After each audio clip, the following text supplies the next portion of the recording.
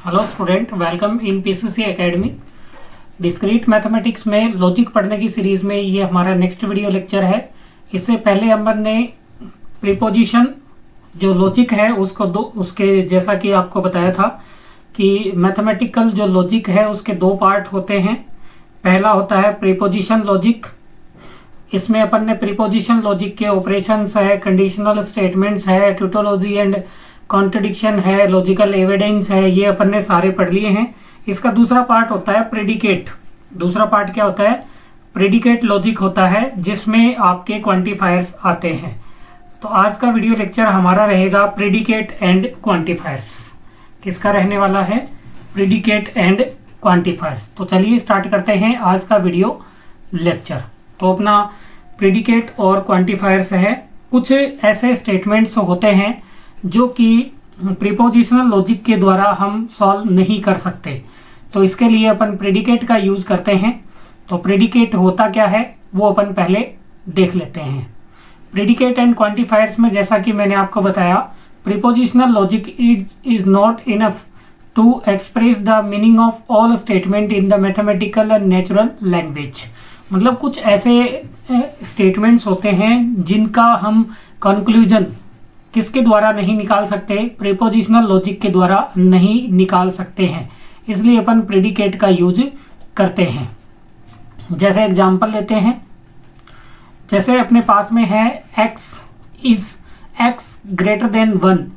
जैसा कि हम जानते हैं कि प्रीपोजिशनल जो लॉजिक होता है उसका आउटपुट ट्रू या किस में आता है? फॉल्स में आता है। तो कुछ अब देखिए यहाँ पे जैसे x ग्रेटर देन 1 दे दिया तो हम इसका प्रॉपरली नहीं बता पाएंगे कि आंसर ट्रू में आएगा या आंसर फॉल्स में आएगा। जहां वेरिएबल आ जाता है इसका मतलब हम श्योर नहीं है, हमें क्या पता x की वैल्यू क्या है। अगर x की वैल्यू मैं यहाँ पर प्लस में पुट कर दूं, +1 से अधिक पुट कर दूं तो ये ट्रू हो जाएगा, और माइनस में पुट कर दूं तो ये फॉल्स हो जाएगा। जैसे x की वैल्यू मैंने रखी 2, ठीक है, तो 2 ग्रेटर देन 1 आउटपुट आपका क्या आ गया? ट्रू आ गया। और यही अगर मैं -4 कर देता हूं, -4 ग्रेटर देन 1, तो इसका आउटपुट क्या आ जाएगा? फॉल्स आ जाएगा।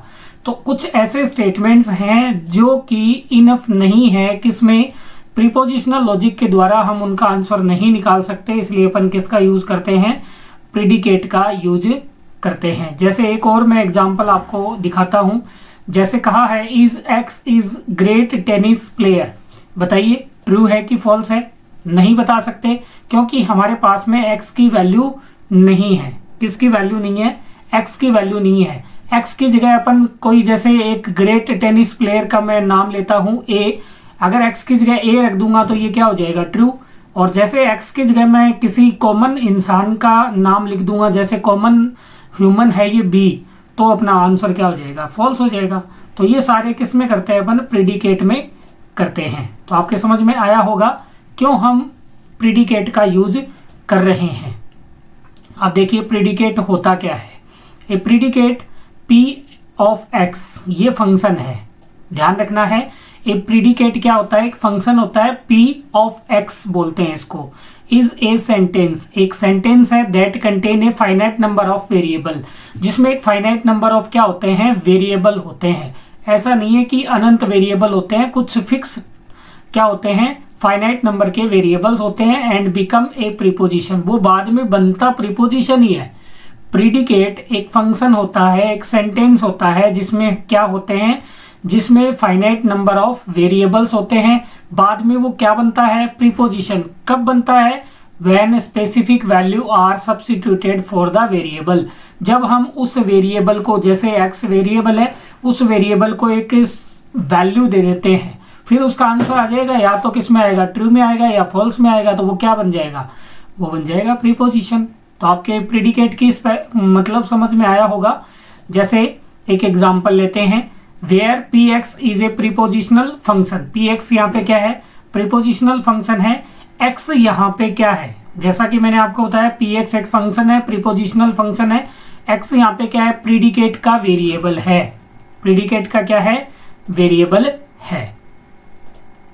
अब इसमें डोमेन क्या होता है? The domain of predicate variable is a set of possible value.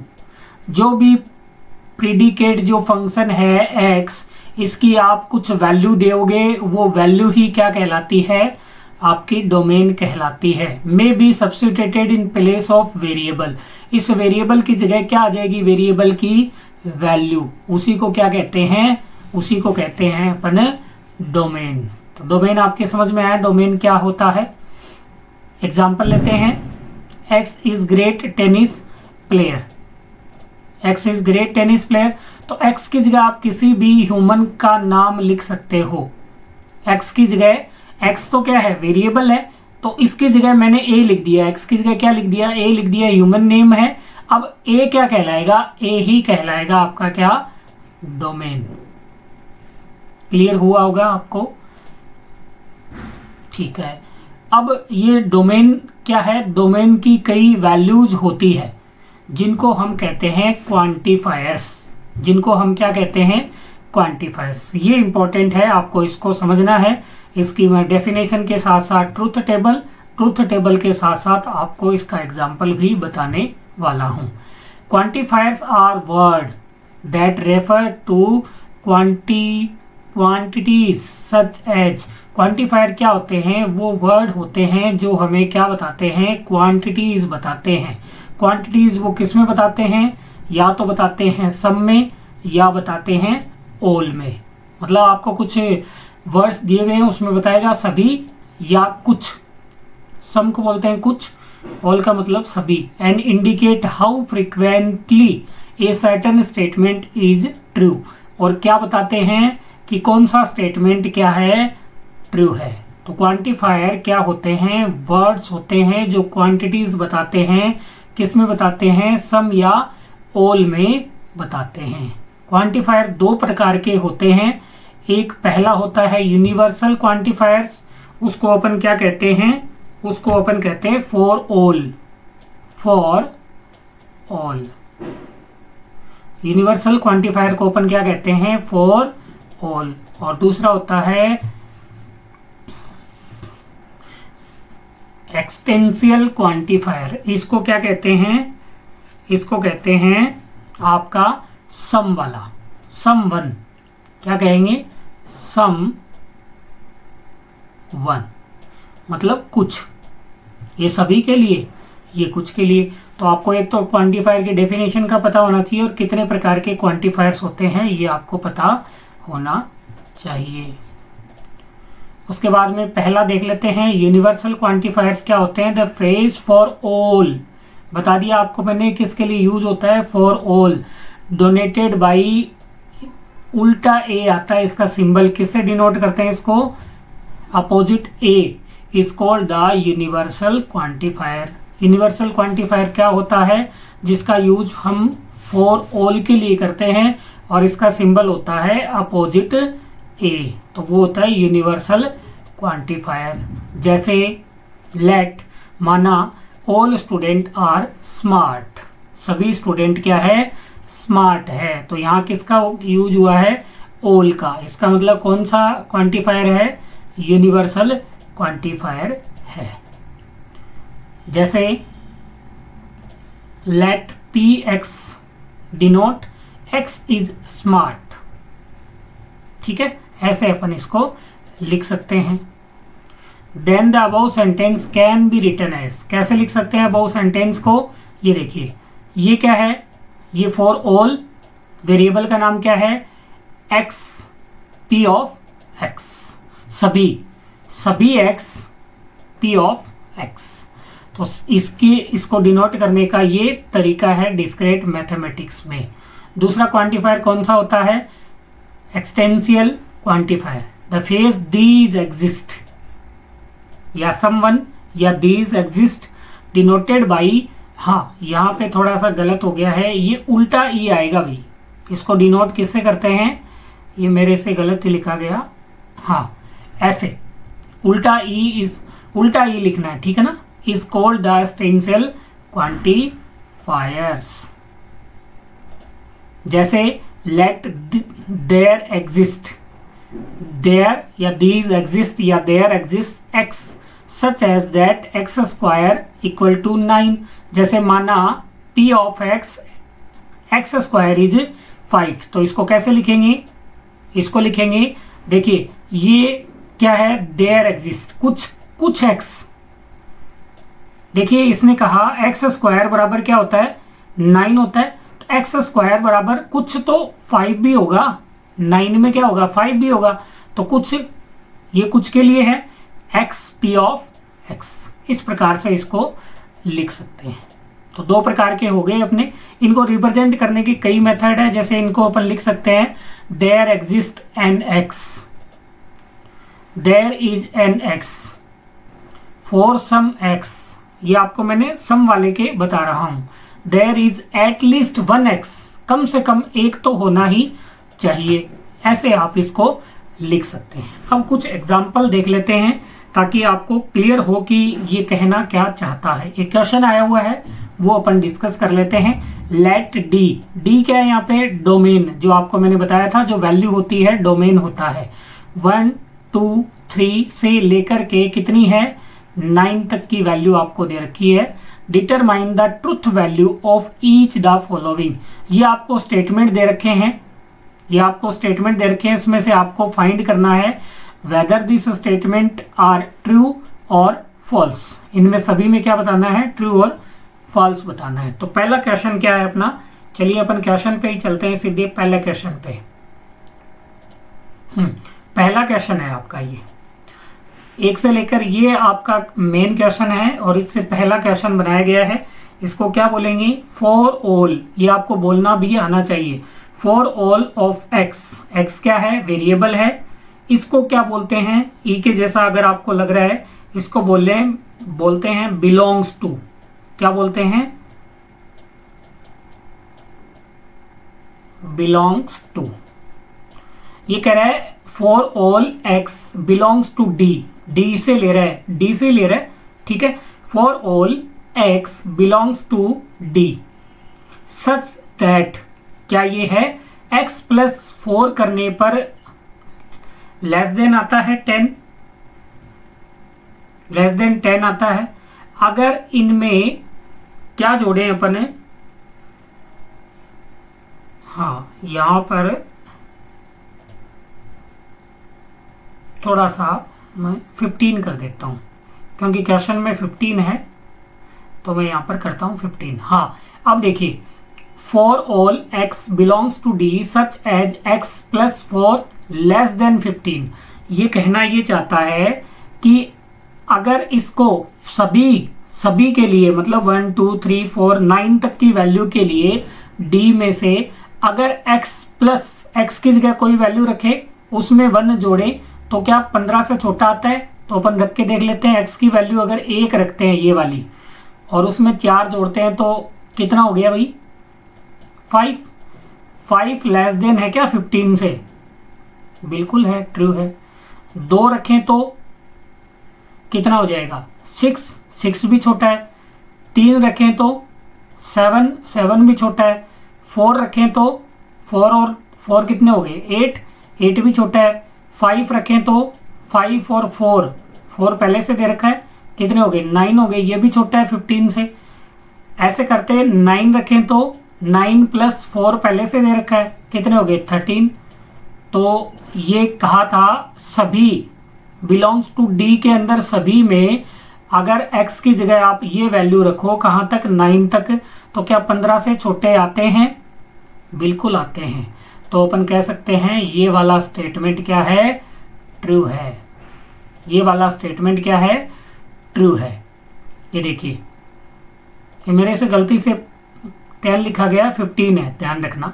तो true for every number in D satisfy x plus 4। अगर ये 10 होता, तो मान लो 10 ही होता तो फॉल्स होता। क्यों, लास्ट वाले पे रख के देख लो, 9 प्लस 4 कितने होते हैं, 13 होते हैं।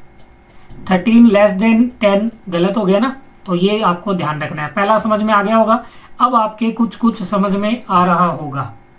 बिल्कुल सर आ रहा है। नेक्स्ट देखते हैं, दूसरा क्वेश्चन क्या है, यही है दूसरा क्वेश्चन। अब देखिए, इसको पहले बोलना अपने को आना चाहिए। सबसे पहले क्या है, सबसे पहले है आपका देयर एग्जिस्ट। इसका नाम है there exist x belongs to d। There exist का मतलब है कुछ, इसमें से कुछ x प्लस 4 करें तो क्या 10 के बराबर आता है? आता है सर। अगर एक में, पहले वैल्यू 1 लेता हूं मैं, एक में 4 जोड़ते हैं तो 5 ही आता है, वो 10 के बराबर नहीं है। 2 में जोड़ेंगे तो नहीं आता, 3 में जोड़ेंगे तो नहीं आता, 4 में 4 जोड़ेंगे तो 8 ही आता है, 5 में 4 जोड़ेंगे 9 आता है। हाँ, 6 में अगर मैं यहाँ x की जगह वैल्यू कितनी ले लूँ, 6 है इसमें, और इसमें 4 जोड़ दूं तो बिल्कुल 10 आता है। तो ये भी क्या, इसने क्या बोला, कुछ। कुछ का मतलब कम से कम एक हो जाना चाहिए, तो एक तो हो रहा है, ये भी फिर क्या हो गया, ये स्टेटमेंट भी क्या हो गया, ट्रू हो चुका है। क्या हो चुका है? ट्रू हो चुका है। ट्रू फॉर इफ x की जगह अपन क्या रख दें, 6 रख दें, देन 6 + 4 = 10। क्लियर हो रहा होगा आपके। नेक्स्ट तीसरा क्वेश्चन देखते हैं इसका। तीसरा क्वेश्चन आप पढ़िए, खुद पढ़ने की कोशिश कीजिए। For all of x belongs to d such that x + 4 is greater than equal to 10। अब आप खुद बता पाएंगे। ये कह रहे हैं सभी के लिए, अगर यहां से x की वैल्यू अपन लेते हैं तो सभी के लिए ग्रेटर देन इक्वल टू होगा 10। नहीं होगा, ग्रेटर देन इक्वल टू नहीं होगा, सभी के लिए नहीं होगा। हाँ, केवल अगर इसमें 7 वैल्यू लेते हैं तो 11 होता है, ये तो सही है। 8 वैल्यू लेते हैं तो 12 होता है, ये भी सही है। 9 वैल्यू लेते हैं तो 13 होता है, ये भी सही है। लेकिन 6 वैल्यू लेते हैं, उसमें 4 जोड़ते हैं तो 10 ही होते हैं। 5 वैल्यू लेते हैं तो उसमें 4 जोड़ते हैं तो 9 ही होते हैं। तो यहाँ क्या है, सभी के लिए, सभी के लिए तो ट्रू नहीं है। तो अपना आंसर क्या बनेगा, अपना आंसर बन जाएगा फॉल्स। क्या बन जाएगा? फॉल्स बन जाएगा। ठीक है, समझ में आया। नेक्स्ट करते हैं। नेक्स्ट चौथा क्या बोलता है, इसका मतलब क्या है, there exist x belongs to d such that x + 4 करें तो क्या 15 आता है? कुछ के लिए 15 आता है क्या? इनमें से कोई भी वैल्यू, एक भी अगर 15 से ज्यादा आ जाए 4 जोड़ने पर, जैसे 9 में जोड़ के देख लेता हूं मैं, 9 + 4 = 13। 13 तो ग्रेटर नहीं है अभी 15 से, तो ये भी वैल्यू क्या होगी, फॉल्स हो गई है। समझ में आया। तो आंसर इसका क्या आ जाएगा, फॉल्स आ जाएगा। उसके बाद में ये क्वांटिफायर्स आपको समझ में आ गए होंगे, मैंने एग्जाम्पल भी आपको बता ही दिया है। अब अपन क्या देख रहे हैं, अब इसके कुछ नेगेशन के भी आते हैं। किसके आते हैं? Negation of quantifier statement. Negation क्या होता है वो देख लेते हैं। कंसिडर है the statement all student in the class have taken a course in discrete mathematics. सभी स्टूडेंट, किसी क्लास के सभी स्टूडेंट ने डिस्क्रीट मैथमेटिक्स का क्लास मतलब कोर्स ले रखा है। These statement can be written as, कैसे लिख सकते हैं, सभी के लिए, उल्टा ये आ गया, for all x p of x, सभी ने ले रखा है, बिल्कुल कोई दिक्कत नहीं है। When px is the statement x has taken a course, ये तो किसके लिए हो गया, ये तो पॉजिटिव स्टेटमेंट है। कैसा स्टेटमेंट है? पॉजिटिव है। हमें तो क्या करना है, नेगेशन, उल्टा करना है इसका। तो नेगेशन क्या बनेगा इसका, it is not the class that all student in class have taken a course in discrete mathematics. या आप इसको ऐसे लिख सकते हो, there is a student in class who has not taken, not statement आ गया ना नेगेशन के लिए।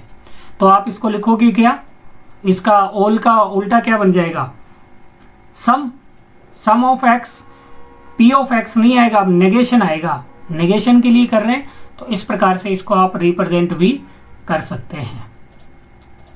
कुछ और अपन क्वांटिफायर्स के एग्जांपल देख लेते हैं नेगेशन के। जैसे आपको कहा जा सकता है कि ये एक स्टेटमेंट है, इसका क्या लिखना है आपको, नेगेशन स्टेटमेंट लिखना है। इसका क्या लिखना है, नेगेशन लिखना है। इसका भी नेगेशन लिखना है, इसका।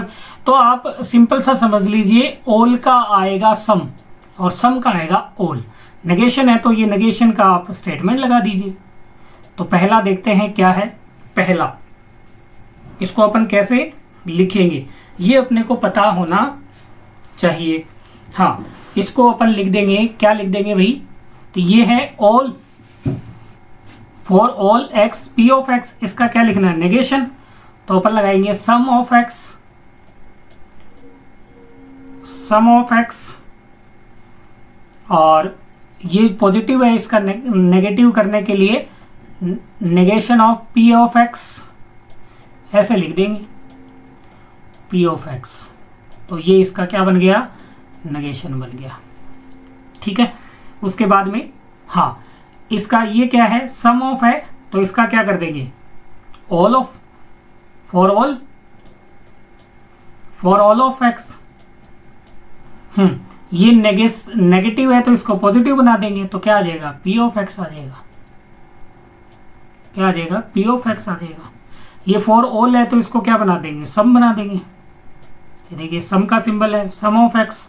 अब ये नेगेटिव है तो इसको पॉजिटिव बना देंगे, क्या लिख देंगे, पी ऑफ एक्स। ये देखिए कितना सिंपल है। ठीक है, ये सम है तो इसको ऑल बना देंगे, तो ऑल के लिए अपन ये करते हैं, उल्टा ए लगाते हैं, एक्स लगाते हैं। अब इसका नेगेशन बनाना पड़ेगा, पी ऑफ एक्स है ना अंदर, पी ऑफ एक्स, और इसका क्या कर दो, नेगेशन कर दीजिए। ये लो, है ना सिंपल, बिल्कुल सर, बहुत ही ज़्यादा सिंपल है। तो इसको, इसका आंसर देख लेते हैं। देखिए ये आ गया, दूसरे का ये आ गया, तीसरे का ये आ गया, चौथे का ये आ गया। तो आप स्क्रीनशॉट लेना चाहें तो ले सकते हैं। यहाँ पे ऑल है, यहाँ पे क्या आ गया, सम आ गया, यहाँ पे पॉजिटिव है, यहाँ पे क्या आ गया, नेगेटिव, यहाँ पे नेगेटिव है, यहाँ पे पॉजिटिव आ गया, और सम का क्या हो गया, ऑल, यहाँ पे ऑल का क्या हो गया, सम, नेगेटिव का क्या हो गया, पॉजिटिव, यहाँ पे सम है, यहाँ पे ऑल आ गया, पॉजिटिव का क्या हो गया, नेगेटिव। तो ये है नेगेशन, क्या कहलाता है, नेगेशन। आई होप आपके समझ में आया होगा। अब इसके भी अपन कुछ एग्जांपल्स देख लेते हैं ताकि आपको चीजें क्लियर हो। Let p of x, x is even, पहला स्टेटमेंट दे रखा है। दूसरा q of x, x is prime number. ये आपके क्वेश्चन इस प्रकार से पेपर में आने वाले हैं। R of x comma y, x plus y is even. क्या कहा गया है, using the information, this is information given above, write the following sentence in symbolic form. ये आपको स्टेटमेंट दे रखे हैं, इनको सिंबॉलिक फॉर्म में आपको रिप्रेजेंट करना है। पहला क्वेश्चन क्या है, every integer is an odd integer, every integer is an odd integer. तो इसका क्या बनेगा, एवरी इंटीजर। तो ध्यान से देखिए, every integer is an odd integer. Every integer तो नहीं दे रखा लेकिन इवन जरूर दे रखा है, ओड तो नहीं दे रखा लेकिन इवन दे रखा है। एवरी का मतलब ऑल, तो ये आ जाएगा ऑल। हाँ, इवन दे रखा है लेकिन अपने से पूछा क्या गया है, ओड पूछा गया है, तो उल्टा कर देंगे, नेगेशन कर देंगे, एक्स का एक्स आ जाएगा। और अपने पास में क्या है, ओड इंटीजर का पूछा है, तो पी ऑफ एक्स, ये देखिए P of x, P of X, इसका क्या हो जाएगा, नेगेशन, क्योंकि इवन दे रखा है अपने पास में, ओड है तो उल्टा कर देंगे। तो ये इसका सिंबॉलिक फॉर्म बनने वाला है। क्लियर हुआ होगा आपके, इसका आंसर ये आने वाला है। ठीक है, वही क्वेश्चन है, हाँ वापस से आ रहे हैं ये। दूसरा क्वेश्चन देखिए, दूसरा क्वेश्चन क्या है, एवरी इंटीजर इज इवन और prime, every integer is even और प्राइम। देखिए दे रखा है x is prime, x is even, बिल्कुल ये बन जाएगा। एवरी का मतलब ऑल, तो ये आ गया। एक्स, दोनों में देखिए एक्स ही है, एक्स, हाँ, तो ये कैसे बनेगा, एक पी ऑफ एक्स, इवन के लिए क्या है, पी ऑफ एक्स, इवन के लिए क्या है, पी ऑफ एक्स। हाँ, और का सिंबल क्या होता है, ये वाला होता है। और प्राइम के लिए क्या है, क्यू ऑफ एक्स। देखिए कितना सिंपल है, क्यू ऑफ एक्स, ये बन जाएगा। दोनों दे रखे हैं, ये इसका सिंबॉलिक फॉर्म बनेगा। ठीक है, तो एवरी के लिए क्या आएगा, ऑल ऑफ एक्स। इवन के लिए हमने कंसीडर क्या किया है, पी ऑफ एक्स। ठीक है, और ये और का सिंबल होता है, तो इस प्रकार से आप इसको रिप्रेजेंट कर सकते हैं। तीसरा देखिए,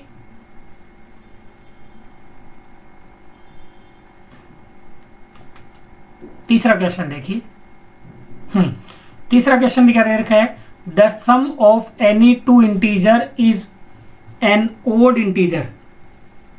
देखिए यहां पे दे रखा है इवन, अपने से पूछा क्या गया है ओड, तो अब आप समझ गए होंगे, इसका नेगेशन ले लेंगे अपन। तो the sum of any two ये रहे, देखिए एनी टू, तो all x, all for all value of x हो गया ये, for all value of y, all value of x, all value of y. अब क्या है, आर एक्स वाई है, तो आर ब्रैकेट में क्या है, एक्स कोमा वाई है। अब चूंकि ये तो इवन के लिए है, अपने से क्या पूछा गया है, ओड के लिए, तो क्या लगा दो, नेगेशन लगा दो, नेगेशन में लिख देंगे, तो इसका सिंबॉलिक फॉर्म ये आपका बन जाएगा। इस प्रकार से आप इनको नेगेशन वालों को कर सकते हो। कितने सिंपल एग्जाम्पल आ रहे हैं। हाँ, ऐसे भी क्वेश्चन आ सकते हैं। कैसे आ सकते हैं सर, ऐसे आ सकते हैं, आपको ऐसे स्टेटमेंट दे दे, देखिए नेगेशन पूछा गया इनका, if there is a dog then someone is killed.